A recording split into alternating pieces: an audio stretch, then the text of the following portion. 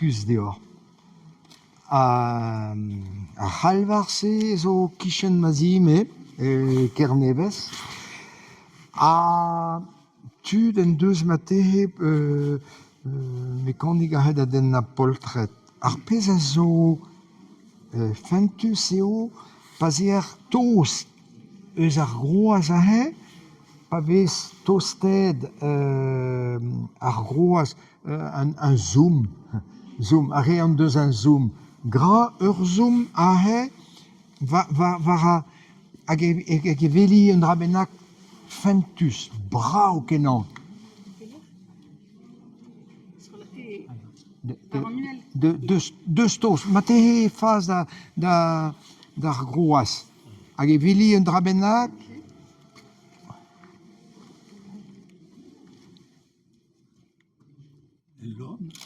Petra peus gwelet? Lon? Pen lon? Allez, gra c'hoaz, ya. Ah, c'hoaz tamik. Non, pen an outou Christ. Peli peus? Ja. Zo bra, ouais.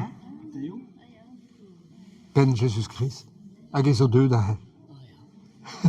Ur burzut bras, great gant Jean-Paulik. Hag pen... O kaselak eus ma... Madeo.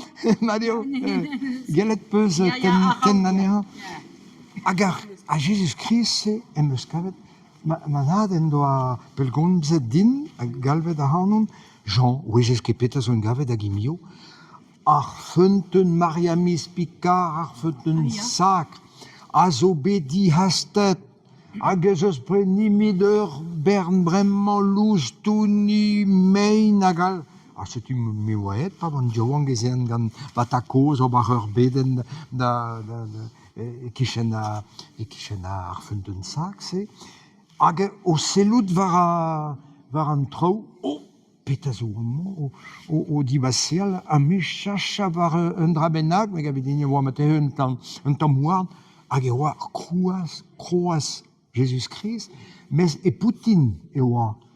Ah, setu e brao kenan. Ar kroaz-se, a me meus bet chonj deus tu an den a reon deus stolet kuit, Jesu mez avant da lakad anezhañ a daren tu bennak. A dek gloaz goude, em meus kavet war kroaz, eg moa laket ouz an ket en ur vouez bennak, hag e moa kizelet tro a drou e ben.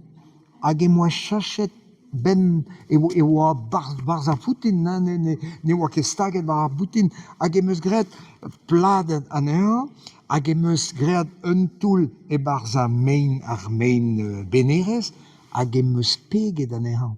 A setu e brao kenan, hag me ouien ket, me ouien e moa gret an rai, me e oa un kamarad din, hag e oa vat oe kristen na vat, kristen mad en ez vat re matehe.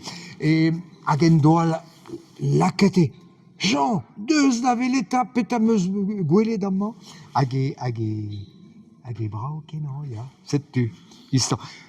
Hag en adre eus... Adre eus ar verez marit a tao, me mounez meus gret e mein tout, hein. A setu an dud hag a chikour a hanoun